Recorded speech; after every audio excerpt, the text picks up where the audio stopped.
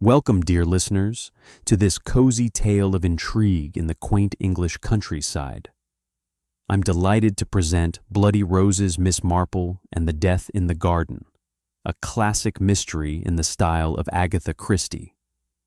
Settle in with a cup of tea as we join the sharp-eyed Miss Jane Marple in the village of St. Mary Mead during the serene yet secretive 1950s. Over the next 10 chapters, we'll unravel a puzzling death amid blooming roses, where nothing is quite as it seems. Narrated with warmth and wit, this story promises intellectual delights without a hint of the macabre. Let the mystery begin.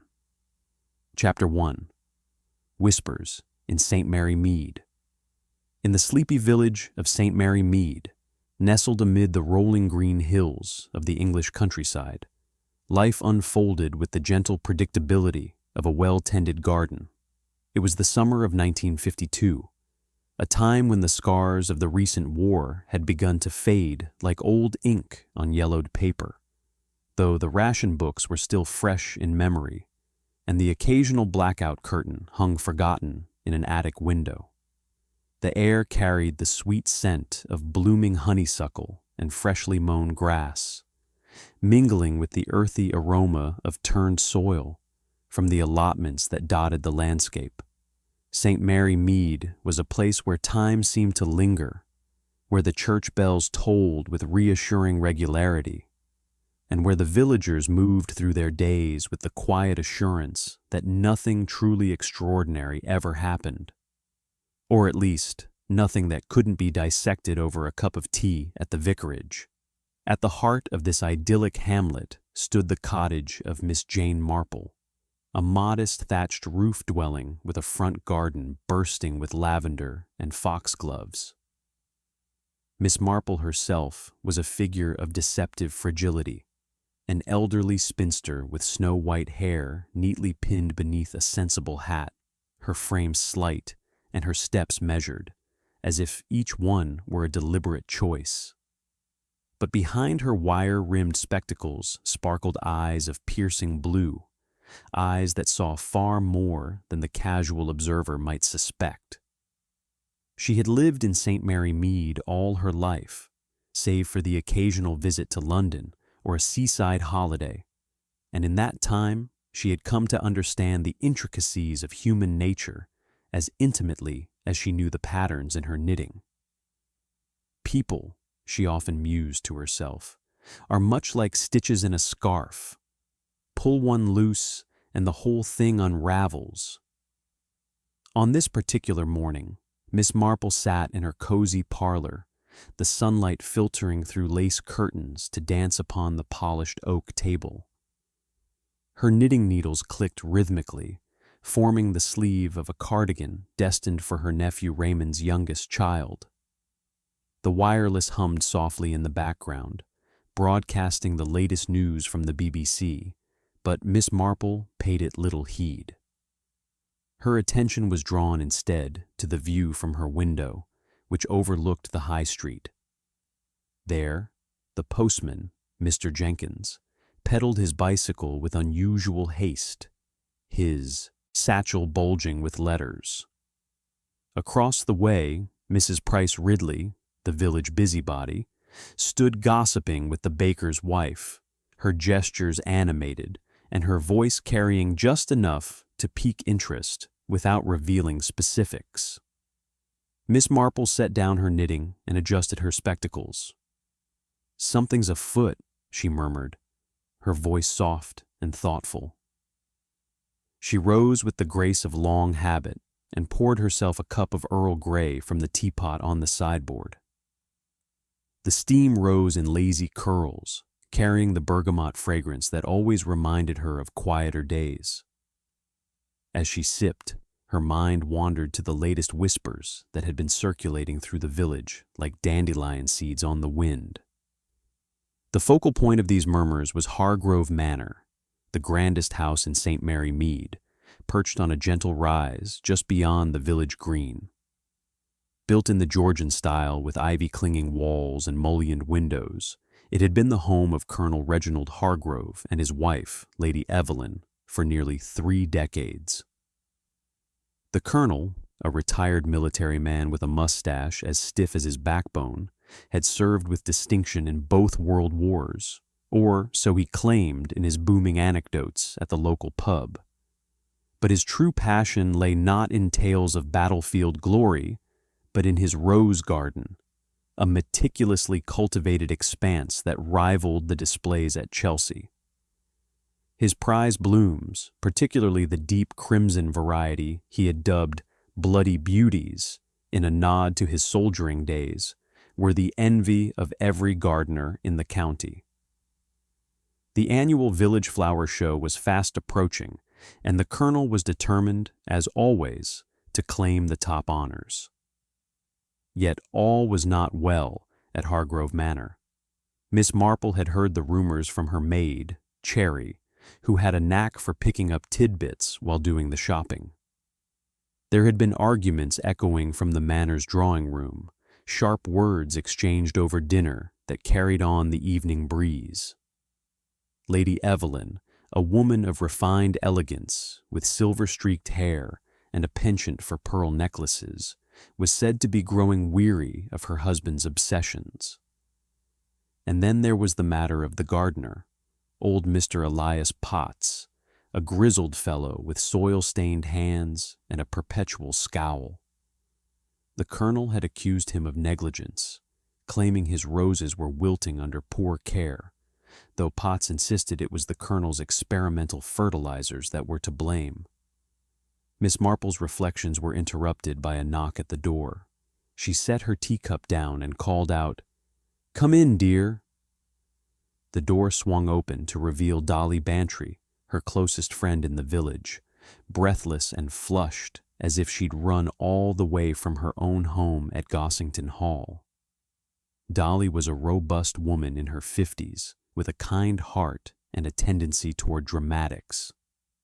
She bustled in, her floral dress swishing, and plopped into the armchair opposite Miss Marple. "Oh, Jane!" Dolly exclaimed, fanning herself with a handkerchief. "You simply won't. Believe what's happened now. It's the talk of the village."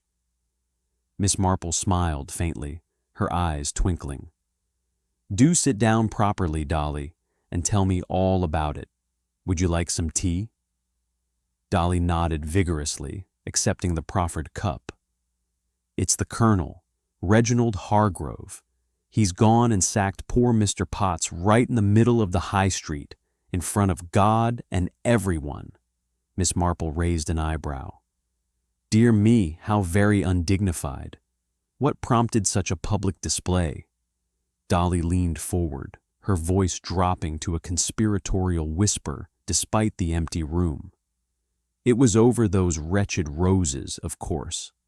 The colonel claims Potts has been sabotaging them, mixing the wrong feeds or something. Potts shouted back that the colonel's secret formula is nothing but poison, killing the plants from the roots up. They nearly came to blows, and Lady Evelyn just stood there, looking mortified." Miss Marple nodded thoughtfully, her knitting needles resuming their click-clack. "Jealousy over gardens can be quite thorny, indeed. The colonel has always been proud of his bloody beauties.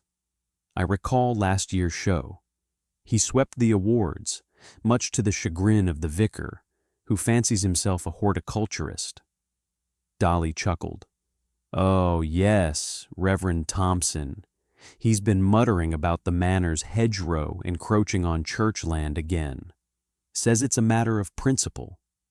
And then there's young Arthur Hargrove, the colonel's nephew. He's back from London, you know, staying at the manor. Handsome lad, but I hear he's got debts piling up. Gambling, they say." Miss Marple's expression remained serene, but her mind was already weaving connections. Arthur Hargrove, a charming young man with a city polish that stood out amid the village's rustic charm. She had seen him at the post office the day before, posting a letter with a furtive glance over his shoulder. And Lady Evelyn. There were whispers there, too, of late-night visitors and strained silences at the manor. As Dolly prattled on, detailing the eyewitness accounts from the baker and the postman, Miss Marple's gaze drifted back to the window. The high street was busier now, with villagers going about their errands. She spotted Elsie Wilkins, the maid from Hargrove Manor, hurrying toward the grocer's with a basket on her arm. Elsie was a sturdy girl in her 20s, with rosy cheeks and a no-nonsense demeanor. Miss Marple knew from Cherry that Elsie had her own grievances, unpaid wages, and the Colonel's sharp tongue when things went awry. "Human nature," Miss Marple said softly, interrupting Dolly's flow. "It's much the same everywhere, isn't it? A beautiful garden on the surface, but dig a little, and you find the weeds." Dolly blinked, then laughed. "You're incorrigible, Jane. Always seeing mysteries where there are none. It's just a spat over flowers." Miss Marple smiled enigmatically. "Perhaps, dear Dolly, but flowers have thorns, and thorns can draw blood." The conversation turned to lighter matters, the upcoming church fete, the new curate's awkward sermons. But Miss Marple's thoughts lingered on Hargrove Manor. That afternoon, she decided on a stroll through the village, her shawl draped over her shoulders against the faint chill in the air. The paths were lined with cottages, much like her own, their gardens alive with dahlias and sweet peas competing for attention. Children played on the green, their laughter a counterpoint to the distant lowing of cows from the nearby farms. As she approached the manor gates, Miss Marple paused. The wrought iron entrance stood ajar, revealing a glimpse of the famed rose garden. Even from a distance, the bloody beauties commanded attention. Velvety petals unfolding in shades of scarlet, their stems arched gracefully under the weight of dew-kissed blooms. But something caught her eye. A figure moving among the beds, not the Colonel's tall silhouette, but a shorter, more hesitant one. It was Arthur Hargrove, kneeling by a bush, his hands busy with, what, pruning shears or something else? Before she could ponder further, Lady Evelyn emerged from the house, her voice carrying sharply. "Arthur, what on earth are you doing? Your uncle will have a fit if he sees you meddling." Arthur stood quickly, brushing dirt from his trousers. "Just admiring, Aunt Evelyn. No harm in that." Their voices faded as they retreated indoors, but Miss Marple filed the scene away. Admiring or assessing? Inheritance, debts, family tensions. Such things had unraveled many a peaceful facade. Continuing her walk, Miss Marple encountered Reverend Thompson near the churchyard. He was a mild-mannered man in his 40s, with wire spectacles much like her own, and a habit of quoting scripture at inopportune moments. "Good afternoon, Miss Marple," he greeted, tipping his hat. "A fine day for reflection."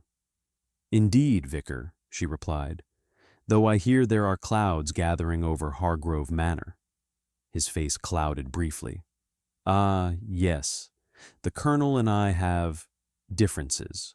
His hedgerow is overstepping bounds, quite literally, but we must turn the other cheek, as it were." Miss Marple nodded sympathetically. "Pride in one's garden is understandable, but sometimes it blinds one to the bigger picture." As they parted, she noted a faint smudge of soil on his cuff. A gardener's mark, perhaps, or something more. Returning home as the sun dipped lower, casting long shadows across the lanes, Miss Marple settled back in her parlor.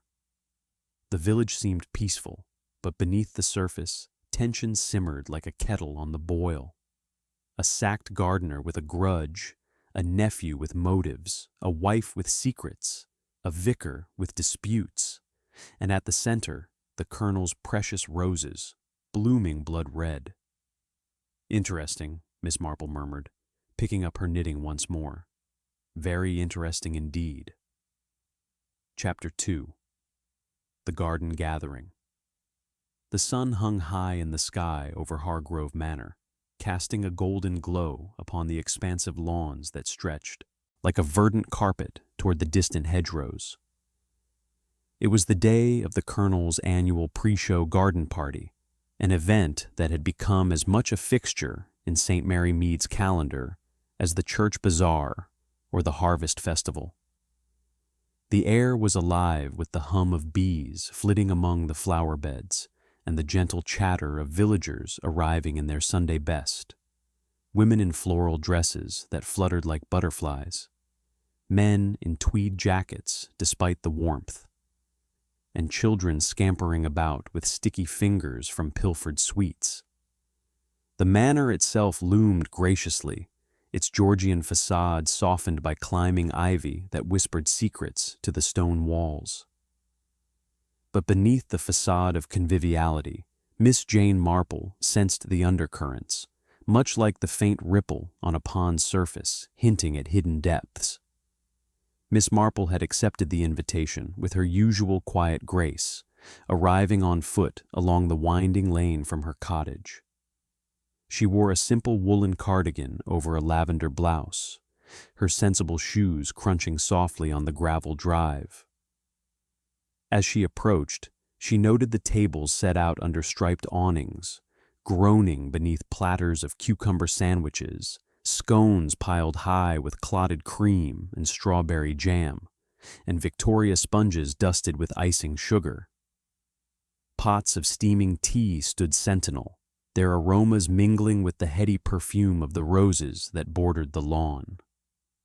It was a scene straight from a postcard of English village life, yet Miss Marple's keen eyes picked out the discordant notes. A servant's hurried step, a guest's averted gaze, the subtle tension in the air like a string pulled too taut. Lady Evelyn Hargrove, the hostess, glided among the guests with the poise of a woman born to such duties. Her floral dress, patterned with delicate roses that echoed the garden's theme, swished elegantly as she greeted arrivals. Silver threads gleamed in her upswept hair, and her pearl earrings caught the light. But Miss Marple observed the faint lines of strain around her eyes, the way her smile tightened at the corners. "Welcome, Miss Marple," Lady Evelyn said, extending a gloved hand. Her voice was cultured and warm, yet there was an undercurrent of weariness, as if the effort of hospitality weighed heavier than usual. "How kind of you to join us. Reginald is simply beside himself with excitement over his blooms this year." Miss Marple returned the smile, her own expression one of gentle interest. "The pleasure is mine, Lady Evelyn. Your garden is always a delight. I see the bloody beauties are in fine form." "Indeed," Lady Evelyn replied, her gaze flickering briefly toward the rose beds where her husband held court. "Though I must confess, the preparations have been taxing." She lowered her voice slightly, a confidante's tone. "Reginald's passion for them borders on obsession. One might think the fate of the empire rested on those petals." Miss Marple nodded sympathetically, filing away the hint of marital discord. Obsession could breed resentment, she knew, like weeds choking a flower bed. As Lady Evelyn moved on to greet another guest, Miss Marple's attention shifted to the young man at her side, Arthur Hargrove, the Colonel's nephew. Arthur was a striking figure, tall and broad-shouldered, with the polished charm of a Londoner. His suit was impeccably tailored, his hair slicked back with pomade, but his eyes darted about with a calculating sharpness, as if appraising not just the guests, but the very value of the manor itself. He caught Miss Marple's gaze and flashed a dazzling smile. "Miss Marple, isn't it? Uncle speaks highly of your knitting prowess, says it's finer than any medal he won." Miss Marple chuckled softly. Flattery from a young man like you, Mr. Hargrove. I dare say you've learned that in the city. How is London treating you these days?" Arthur's smile faltered for a fraction of a second, a shadow crossing his features. "Oh, splendidly, splendidly, though village life has its charms. Fewer distractions, you know." He glanced toward Lady Evelyn, his expression lingering a touch too long, a furtive admiration that Miss Marple noted with interest. Inheritance, perhaps, or something more intimate. Human nature, she reflected, often wove complicated patterns. The colonel himself emerged from the rose garden like a general inspecting his troops, his military bearing undiminished by retirement. Colonel Reginald Hargrove was a robust man in his 60s, his mustache waxed to precision, his cheeks ruddy from hours outdoors. He wore a linen suit with a regimental tie, and in his buttonhole bloomed a single crimson rose. "Ah, Vicar Thompson," he boomed, clapping the Reverend on the back, with enough force to make the slighter man wince. "Come, see these bloody beauties. They'll take first prize at the show, mark my words. My secret fertilizer mix, top-notch stuff. No one else comes close." Reverend Thompson, a mild-mannered cleric with a scholarly stoop and wire spectacles perched on his nose, adjusted his clerical collar and nodded politely. His face, usually serene, held a trace of irritation, quickly masked. "Quite impressive, Colonel. Your dedication is commendable. Though, as I always say, pride goeth before a fall. And, speaking of which, that hedgerow of yours, it's still encroaching on the church grounds, a matter we really must resolve amicably." The colonel waved a dismissive hand, his laughter hearty but edged. "Nonsense, Vicar. A few inches of hedge, hardly worth quibbling over. Focus on the roses, man, nature's own soldiers standing tall." Miss Marple, standing nearby with a cup of tea in hand, observed the vicar's clenched fist at his side, the white knuckles betraying deeper resentment. Land disputes could fester, she knew, like untended blight on a leaf. Beyond the main gathering, near the wrought iron gate that separated the manor from the lane, lurked Mr. Elias Potts, the recently dismissed gardener. He was a weathered man of advanced years, his face etched with lines like furrows in soil, his hands gnarled from decades of toil. Though no longer employed, he hovered at the periphery, his eyes fixed on the rose beds with a mixture of longing and bitterness. "He'll regret it," Potts muttered to himself, loud enough for Miss Marple's sharp ears to catch as she strolled closer. Nearby, Elsie Wilkins, the manor's maid, paused in her duties to offer him a sympathetic nod. Elsie was a sturdy young woman, her apron crisp and her cheeks flushed from exertion, but her expression held a sharpness, a spark of defiance. "Mr. Potts," Elsie said quietly, handing him a surreptitious cup of tea. "Don't let him get to you. He's all bluster, that one. Owes me 2 weeks' wages, he does, and calls me lazy to boot." She glanced over her shoulder, her hand dipping into her apron pocket to conceal a small glass vial. Perhaps perfume, or something medicinal, Miss Marple wondered, her mind cataloging the detail. Potts grunted in response.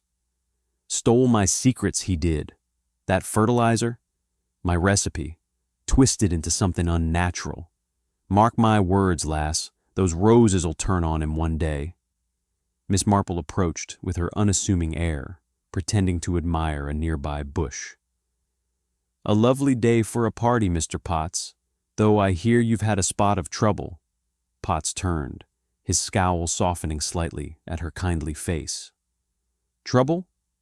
Aye, miss, that colonel thinks he knows gardens better'n me.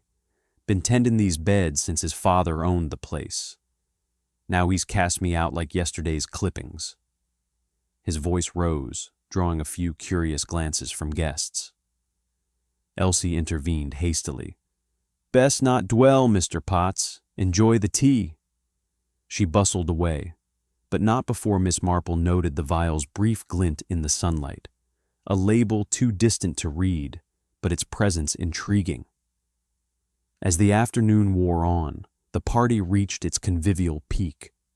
Laughter echoed as children played croquet on the lawn, and villagers exchanged pleasantries over plates of delicacies. Miss Marple settled into a wicker chair beneath a shady oak, her knitting in her lap, though her needles moved slowly as she observed. She saw Arthur slip a quiet word to Lady Evelyn, their heads close, a shared laugh that seemed too intimate for aunt and nephew. The vicar wandered the rose paths, his fingers brushing leaves with a contemplative air, pausing near a wild corner where foxgloves bloomed unchecked. Pretty bells, but deadly if misused, Miss Marple recalled from her herbal knowledge. And near the tea table, stray foxglove leaves lay scattered, perhaps blown by the breeze, or placed. The tranquility shattered with a sudden shout from the rose beds. "Ouch! Blasted thorns!" A guest, Mrs. Price Ridley, clutched her finger, a drop of blood welling up to stain a nearby petal red. The crimson bloomed against the rose's own hue, creating an eerie tableau. Laughter followed as others rushed to assist, bandaging the minor wound with a handkerchief. "Nothing serious," Mrs. Price Ridley declared, though her face was pale. "Just a prick, drew a bit of blood, that's all." Miss Marple's eyes narrowed behind her spectacles. A simple accident or a harbinger? The bloodied petal gleamed like a warning, and she noted how the colonel blanched slightly, his boastful demeanor faltering. As the party wound down, guests departing with baskets of cuttings and promises of the flower show, Miss Marple rose to leave. How interesting, she thought, her mind abuzz with the day's observations. So many motives blooming like weeds in this garden of secrets. Chapter 3. A shocking discovery. The morning mist clung to St. Mary Mead like a soft, ethereal shawl, muting the vibrant greens of the hedgerows and softening the outlines of the thatched cottages that lined the winding lanes. It was the day after the garden party at Hargrove Manor, and the village awoke to a chorus of birdsong that seemed almost too cheerful for the subtle undercurrents of unease that had lingered from the previous afternoon's festivities. The air held a crispness, laced with the faint, lingering perfume of night-blooming jasmine from the gardens, and the distant chime of the church bell marked the hour with solemn regularity. In such a serene setting, one might forget the petty squabbles and hidden resentments that simmered beneath the surface of village life. But Miss Jane Marple never did. She knew all too well that even the most picturesque dawn could herald unexpected shadows. Miss Marple had risen early, as was her habit, her small frame moving with quiet efficiency through the familiar routines of her cottage. The kettle whistled merrily on the stove, and she prepared her morning tea with the same meticulous care she applied to unraveling the knots in her knitting, or, indeed, in human affairs. As she sipped her Earl Grey by the window, gazing out at the mist-shrouded High Street, her thoughts returned to the events at Hargrove Manor. The colonel's booming pride, Lady Evelyn's strained hospitality, Arthur's calculating glances, the vicar's veiled irritation, Mr. Potts's bitter mutterings, and Elsie's furtive concealment of that small vial, all pieces in a puzzle that, as yet, lacked a clear picture. Human nature, she murmured to herself, setting down her cup, is like a garden mist. It obscures, but it also reveals when the sun burns it away. Meanwhile, at Hargrove Manor, the household stirred to life under a veil of normalcy that would soon be shattered. Elsie Wilkins, the maid, arrived at her usual hour, her sturdy boots crunching on the gravel path as she let herself in through the servants' entrance. She was a practical girl, raised in the village with a no-nonsense attitude honed by years of service to demanding employers. Her apron was starched crisp, her hair pinned neatly under a cap, but her mind buzzed with the remnants of yesterday's grievances. The colonel's sharp words about her laziness still stung, and the unpaid wages weighed on her like an unlifted burden. "Another day, same drudgery," she sighed, hanging up her coat and heading to the kitchen to start breakfast preparations. Lady Evelyn had requested fresh roses for the breakfast table, a daily ritual that showcased the manor's pride. Elsie stepped out into the garden, the mist dampening her cheeks as she made her way to the rose beds. The bloody beauties stood sentinel, their crimson petals dewy and inviting, but as she approached, something caught her eye, a crumpled form amid the blooms. Her basket dropped from her hand, flowers scattering like confetti. There, sprawled face down among his prized roses, lay Colonel Reginald Hargrove, his body unnaturally still, his military mustache dusted with morning dew. Blood speckled the surrounding petals, dark spots that mingled with the rose's own red hues, creating a macabre illusion. A faint froth lingered at the corners of his lips, and nearby, an overturned teacup lay in the soil, its contents seeped into the earth. Elsie's scream rent the quiet morning air, a piercing wail that echoed across the village green and set dogs barking in distant yards. It was a sound raw with shock, carrying the weight of discovery that would ripple through St. Mary Mead like a stone tossed into a pond. Within moments, the household erupted into chaos. Lady Evelyn, still in her dressing gown, rushed from the house, her face paling to match the mist. "Reginald! Oh, God, no!" she cried, dropping to her knees beside him, her hands trembling as she touched his cold cheek. Arthur Hargrove appeared next, disheveled from sleep, his city polish forgotten in the moment. "Uncle, how?"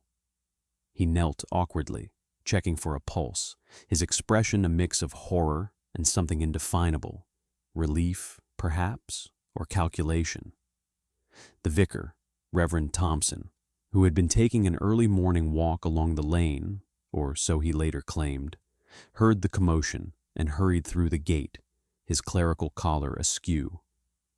"Dear Lord," he intoned, crossing himself, "what tragedy has befallen?"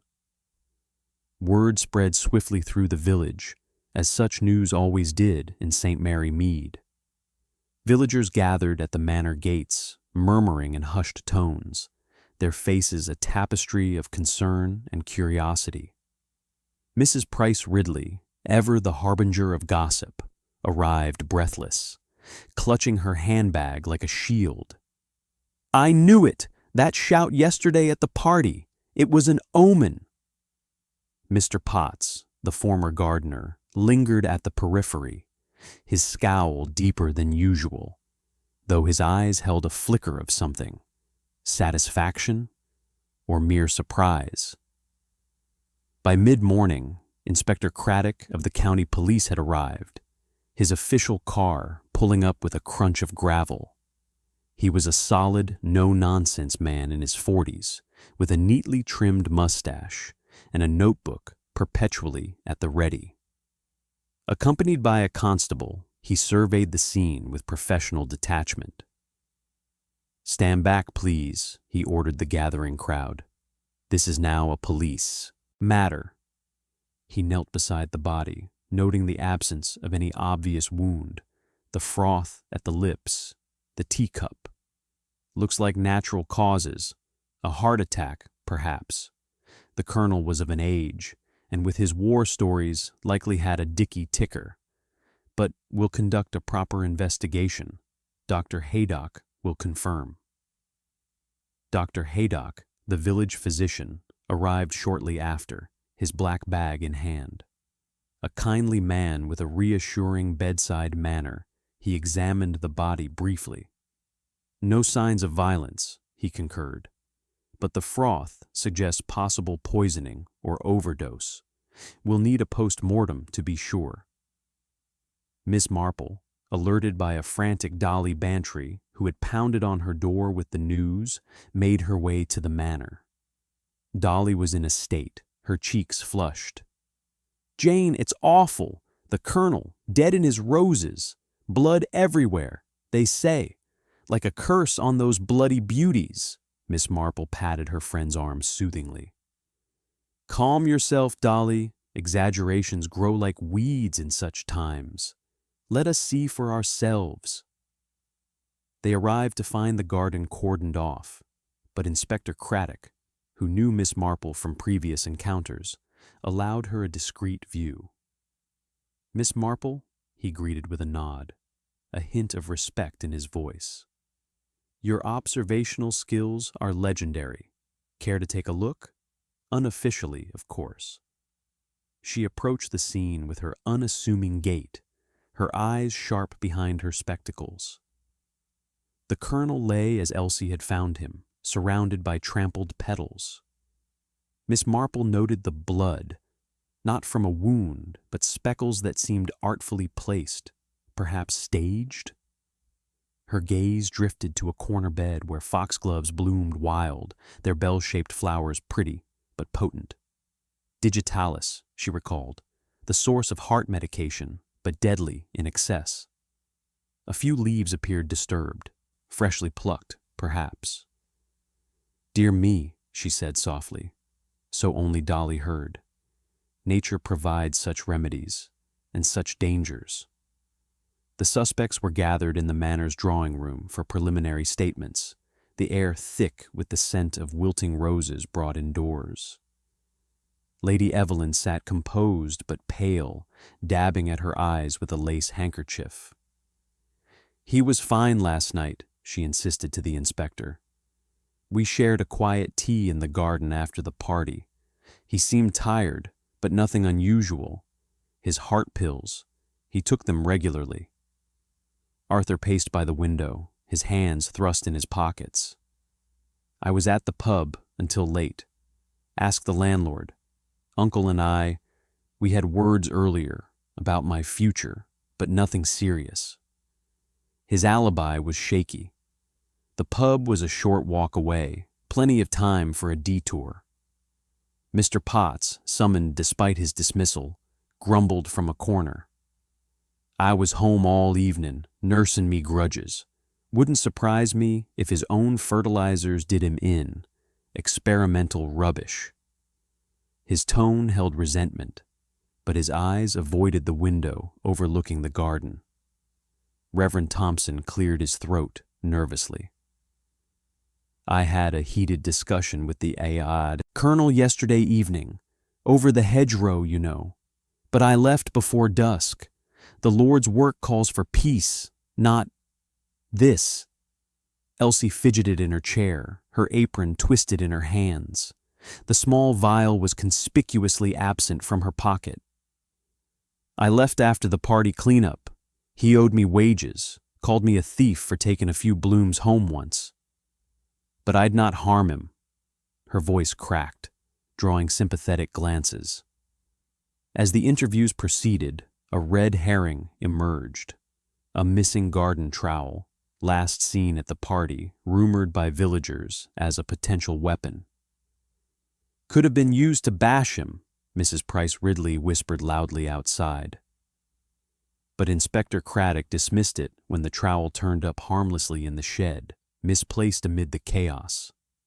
The village buzzed with speculation as the morning wore on. At the local hall, over cups of tea, theories flew. A heart attack from overexertion? Revenge from a sacked servant? Family greed? Miss Marple, back in her parlor with Dolly, knitted thoughtfully. "It's the little things, Dolly, the foxgloves, the teacup, the alibis that don't quite bloom, like my old gardener's tale, The prettiest flower hid the deepest root rot. Dolly shuddered dramatically. Poison? In St. Mary Mead? It's too cozy for such horrors. Miss Marple smiled faintly. Cozy places hide the sharpest thorns, my dear. We must wait for the mist to clear. As the sun burned away the fog, revealing the garden in stark detail, Miss Marple pondered the web of motives. Inheritance for Lady Evelyn and Arthur, grudges for Potts and Elsie, disputes for the vicar, all intertwined like vines, and at the center, the colonel's lifeless form amid his bloody roses, a puzzle begging to be solved. Chapter 4. Shadows of Suspicion. As the sun climbed higher in the sky over St. Mary Mead, burning away the last vestiges of morning mist, a palpable tension settled over Hargrove Manor like a heavy dew. The grand house, with its ivy-clad walls and mullioned windows that had once gleamed with Georgian elegance, now seemed shadowed by the events of the dawn. The garden, so recently a stage for conviviality, was now cordoned off with police tape fluttering in the breeze, a stark reminder of the colonel's untimely end. Villagers lingered at the gates, their whispers carrying on the wind, speculations about curses, poisons, and long-buried grudges. Inside the manor, the air was thick with the cloying scent of wilting roses, cut and brought indoors for the party the day before, now drooping in vases as if in mourning. It was in this atmosphere of subdued chaos that Inspector Craddock gathered the key figures in the drawing room, a spacious chamber adorned with faded tapestries and heavy velvet curtains that muffled the outside world. The inspector stood by the fireplace, his notebook open, his expression one of methodical calm. He was no stranger to village intrigues, having crossed paths with Miss Marple on more than one occasion, and he approached this case with the same steady resolve. The suspects, though he was careful not to label them as such just yet, were seated in a loose semicircle. Lady Evelyn on the chintz sofa, her posture impeccable despite the pallor of her cheeks. Arthur Hargrove lounging in an armchair, his fingers drumming restlessly on the armrest. Mr. Elias Potts perched uncomfortably on a straight-backed chair, his soil-stained boots leaving faint marks on the Persian rug. Reverend Thompson by the window, his Bible clutched like a talisman, and Elsie Wilkins hovering near the door, her apron twisted in anxious hands. Miss Marple, invited as an observer at Dolly Bantry's insistence, sat discreetly in a corner with her knitting, her presence unassuming, but her ears attuned to every nuance. "Ladies and gentlemen," Inspector Craddock began, his voice measured and authoritative. "Thank you for your cooperation. As you know, Colonel Hargrove's death is being treated as suspicious, pending the post-mortem results. Dr. Haydock suspects an overdose or poisoning, possibly related to his heart condition. We'll need statements from each of you regarding your whereabouts last evening and any interactions with the deceased." He paused, scanning the room. "Let's start with you, Lady Hargrove. As his wife, you were closest to him. You mentioned sharing tea in the garden last night?" Lady Evelyn nodded, her gloved hands folded in her lap. She was the epitome of composed widowhood, her silver-streaked hair neatly coiffed, her pearl necklace a subtle gleam against her black morning dress. Donned hastily, no doubt. "Yes, Inspector. Reginald and I often took evening tea together. It was a habit from our early days. He seemed in good spirits, though tired from the party. We discussed the flower show. He was so proud of his bloody beauties." Her voice caught slightly, a delicate tremor that elicited sympathetic murmurs. "I retired early, around 9. He said he wanted to check on the roses one last time. I didn't see him after that." Craddock jotted a note. And the teacup found near the body, it was from that shared pot, Lady Evelyn affirmed with a nod. Miss Marple, clicking her needles softly, noted the faint smudge on the cup that Craddock had mentioned earlier, a trace of lipstick, matching the shade Lady Evelyn wore. A transfer from a kiss, or something more calculated. Rumors of marital discord have reached us, Craddock continued gently. Arguments over finances, perhaps. You stand to inherit a considerable fortune. Lady Evelyn's eyes flashed with indignation, though her tone remained refined. Nonsense, Inspector. Every marriage has its rough patches. Reginald could be difficult, obsessed with his garden, short-tempered at times. But I loved him dearly. Inheritance? I'd trade it all for him back. Her words hung in the air, sincere yet laced with an undercurrent that Miss Marple pondered. Human nature, she thought, often masked deeper truths behind veils of propriety. This Inspector turned to Arthur next. The young man straightened, his handsome features set in a mask of grief, though his eyes held a restless gleam.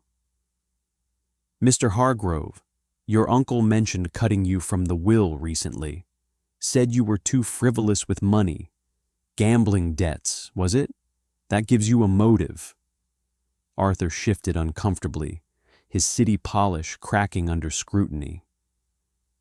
Uncle was always harping on about responsibility. Yes, we argued.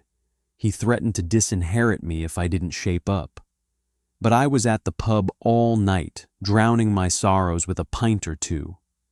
Ask the landlord at the Blue Boar. Half the village saw me. His alibi seemed solid, yet Miss Marple recalled from Dolly's gossip that the pub was a mere stone's throw from the manor. A quick slip away, unnoticed, was possible. And that furtive glance toward Lady Evelyn at the party. An affair, perhaps? Or shared secrets? Craddock nodded, making another note. We'll verify that, and your relationship with your aunt. Close, I gather. Arthur flushed, stammering a denial, but the seed of suspicion was planted. Next came Mr. Potts, the former gardener, who sat with arms crossed, his grizzled face a map of resentment. Mr. Potts, you were dismissed publicly yesterday, a humiliation after years of service. You muttered threats at the party.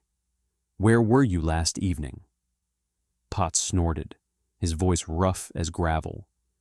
Home, Inspector, tending me own plot, nursing grudges I. That colonel stole me rose secrets, twisted 'em with his fancy mixes. Jealousy? I'd not deny it. But kill him? Nah, I'd rather see him lose at the flower show, watch his precious beauties wilt. His alibi was solitary, unverifiable, and Miss Marple noted a stray foxglove leaf clinging to his boot cuff, similar to those in the garden bed. Coincidence? Or evidence of a late-night visit? Reverend Thompson cleared his throat, his mild-mannered demeanor strained. He adjusted his spectacles, his fingers trembling slightly. Vicar, you had a heated argument with the colonel yesterday evening, over the encroaching hedgerow onto church land. You were seen leaving the manor around dusk. Any ill will there? The Reverend's face colored. A disagreement, yes. Principles matter, Inspector. The colonel was stubborn, threatened to take it to the courts. But violence? It's not the Lord's way. I returned to the vicarage for evening prayers, as my housekeeper can attest.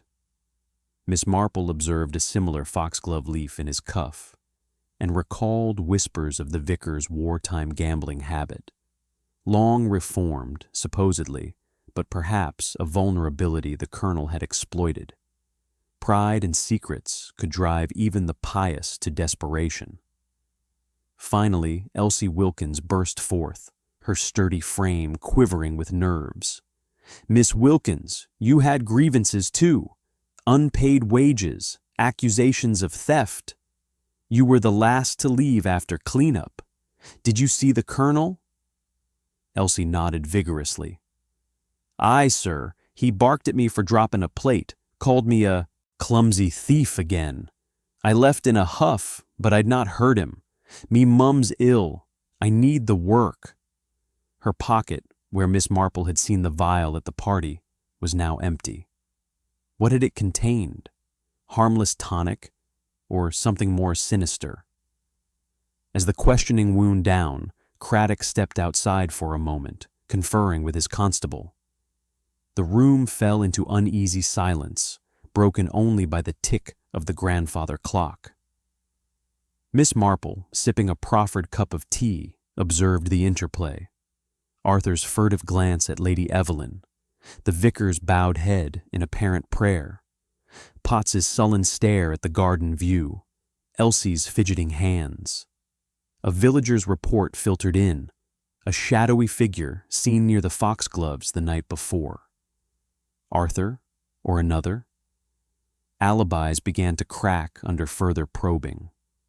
Arthur admitted slipping out of the pub briefly, to clear his head, he claimed, but Elsie blushed when pressed, revealing a secret meeting with him in the lane. "Just a chat," she insisted. "We didn't go near the garden," Lady Evelyn confessed to hidden letters, hints of an admirer, but she deflected. "Old flames, nothing more." Miss Marple noted the lipstick smudge again. If transferred via a handkerchief, it could implicate anyone. Outside, another red herring surfaced. A spilled bottle of red ink in the garden shed, matching the blood on the petals. Staged to suggest violence? The tension simmered in the warm village atmosphere, where neighbors offered tea and sympathy amid the whispers. Dolly Bantry, hovering nearby, confided in Miss Marple, "It's like a novel, Jane, all these secrets blooming." Miss Marple smiled faintly. "Novels, Dolly, mirror life, and in life the truth hides in plain sight, like a weed among roses." As the sun reached its zenith, casting long shadows across the drawing room, the web of suspicion tightened, motives intertwined, inheritance and discord for Lady Evelyn, debts and disinheritance for Arthur, grudges for Potts, disputes and hidden vices for the vicar, wages and humiliation for Elsie. Miss Marple's mind wove the threads, sensing the pattern emerging, but the full picture remained elusive, like a garden path twisting into the unknown. Chapter 5. The wilted truth days had passed in the quaint village of St. Mary Mead since the shocking discovery of Colonel Reginald Hargrove's body amid his prized rose garden, and the once serene community had settled into a rhythm of subdued mourning, laced with lingering curiosity. The flower show, originally slated to be the highlight of the summer, had been postponed indefinitely, its tents folded away like forgotten dreams on the village green. Instead, the lanes buzzed with hushed conversations over garden fences and in the cozy confines of the local tea room, where villagers dissected the tragedy with the same fervor they applied to judging dahlias. The mist of that fateful morning had long dissipated, replaced by clear blue skies and the gentle hum of bees among the hedgerows. But the shadows of suspicion still clung to Hargrove Manor, like persistent ivy. Miss Jane Marple, ever the quiet observer, had spent these intervening days in her thatched cottage, her knitting needles clicking away as steadily as her mind pieced together the puzzle. She had taken her customary strolls through the village, chatting amiably with neighbors who unwittingly provided snippets of information, like threads in a tapestry, that helped weave the full picture. From Dolly Bantry's breathless updates to the postman's casual remarks, Miss Marple gathered details. Lady Evelyn's discreet consultations with the family solicitor about the will, Arthur Hargrove's furtive trips to the city, presumably to settle debts. Mr. Potts's triumphant return to tending his own modest garden, where his roses now bloomed with renewed vigor. Reverend Thompson's unusually fervent sermons on forgiveness and redemption. And Elsie Wilkins's continued employment at the manor, her demeanor a mix of relief and wariness. The key revelations had come subtly, hidden in everyday observations that others might dismiss as inconsequential. Miss Marple had revisited the garden scene in her mind's eye. The disturbed foxglove leaves, potent with digitalis that could overdose a heart already reliant on medication. The overturned teacup with its faint lipstick smudge, not from a romantic gesture but perhaps a deliberate transfer. The speckled blood on the roses, revealed by Inspector Craddock's analysis as red ink from a bottle in the shed. A clever misdirection to suggest foul play of a violent sort, diverting from the subtle poison. And then there were the alibis, fraying like old lace under scrutiny. Arthur's pub excursion with its unexplained gap. Elsie's missing vial, later confessed as harmless lavender oil for her mother's nerves. Potts's solitary evening, unverified. But the true clues lay deeper, in the motives that bloomed like hidden weeds. Miss Marple had learned, through Dolly's network of gossip, of Lady Evelyn's secret admirer. Letters hidden in the attic, penned in a scholarly hand that matched the vicar's elegant script. Arthur's gambling debts pressed like thorns, but his flirtation with Elsie suggested alliances rather than malice. Potts's knowledge of toxic plants was vast, yet his grudge seemed sated by the Colonel's downfall rather than engineered by it. Elsie's borrowing of the Colonel's digitalis pills for her ailing mother had raised eyebrows, but records showed she returned them untouched. No, the pattern pointed elsewhere, to a quiet soul whose facade of piety masked desperation. It was on a balmy afternoon, with the sun casting golden light through the manor's leaded windows, that Miss Marple orchestrated the revelation. At her gentle insistence, framed as a request for tea and closure, Inspector Craddock assembled the suspects once more in the drawing room. The air was fragrant with fresh scones and Earl Grey, a comforting nod to village traditions amid the tension. Lady Evelyn presided over the tea tray with graceful poise, though her eyes held a flicker of apprehension. Arthur lounged by the fireplace, his charm subdued. Mr. Potts sat stiffly, hat in hand. The vicar fidgeted with his collar, quoting scripture under his breath. Elsie served quietly, her sturdy presence a grounding force. "Dear friends," Miss Marple began softly, setting down her knitting and accepting a cup from Elsie. Her voice was mild, like a grandmother recounting a fireside tale, yet it commanded attention. "We've all been through a trying time. Poor Colonel Hargrove, such a vibrant soul, taken amid his beloved roses. But as in any garden, the truth must be uprooted, lest weeds choke the blooms." Inspector Craddock nodded, his notebook at the ready. "Miss Marple has some insights, folks. Let's hear her out." She smiled faintly, her blue eyes sharp behind her spectacles. The Colonel was poisoned, as Dr. Haydock confirmed. An overdose of digitalis, steeped in his evening tea from those innocent-looking foxgloves in the corner bed. It mimicked his heart condition, a clever ruse.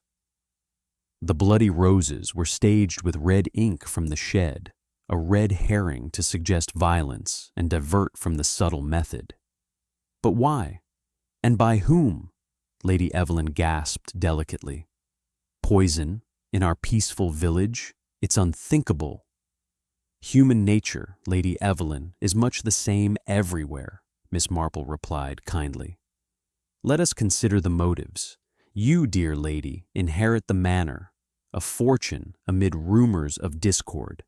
Yet your grief seems genuine, and those letters in the attic, they speak of affection, but not betrayal. Lady Evelyn flushed. Letters? How? From an admirer, Miss Marple continued gently, but not cause for murder. Arthur, your debts and the threatened disinheritance pressed hard. You slipped from the pub, met Elsie in the lane. A harmless flirtation, perhaps, but it left opportunity. Arthur protested. I swear I never went near the garden. Miss Marple nodded. Indeed, your alibi holds, frayed though it is. Mr. Potts, your grudge over stolen secrets and dismissal burned bright. You know plants intimately, foxgloves dangers included. A leaf on your boot suggested a visit. Potts grumbled. I'd not deny hatin' him, but poison? Too cowardly for me. Quite, Miss Marple agreed. Your satisfaction comes from outliving his blooms. Elsie, unpaid wages and harsh words stung. You borrowed his pills, but, for your mother, returned unused. Your vial was lavender, not lethal. Elsie nodded vigorously. I'd not harm a fly, miss. Miss Marple paused, sipping her tea. All had motives, like thorns on a rose, but the true culprit hid behind a veil of virtue. Reverend Thompson, your dispute over the hedgerow seemed minor, but it masked deeper wounds. The colonel threatened to expose your wartime gambling habit. Reformed, yes, but a scandal that could ruin your position. Those debts lingered, didn't they? And the letters to Lady Evelyn, innocent admiration, perhaps, but he discovered them, twisted them into leverage. The vicar paled, his Bible slipping. Nonsense. I sought reconciliation that evening. Ah, yes, Miss Marple interjected softly. You visited for peace, slipping foxglove leaves into his teacup during a moment's distraction. Knowing his medication, it would seem natural. The leaf in your cuff betrayed you, a careless remnant. The trampled path near the foxgloves matched your stride, not boots like Potts, and the lipstick smudge, transferred from Lady Evelyn's handkerchief you borrowed at the party, innocent then, but placed to implicate her. The room fell silent. The vicar stammered. How could you know? Observation, dear vicar, Miss Marple said with compassion. Like village life, everything connects. A sermon on pride, a cuff smudged with soil, letters in scholarly hand. Human frailty leads us astray, but truth blooms eternal. Craddock stepped forward. Reverend Thompson, you're under arrest for the murder of Colonel Hargrove. The vicar slumped, confessing in a broken whisper.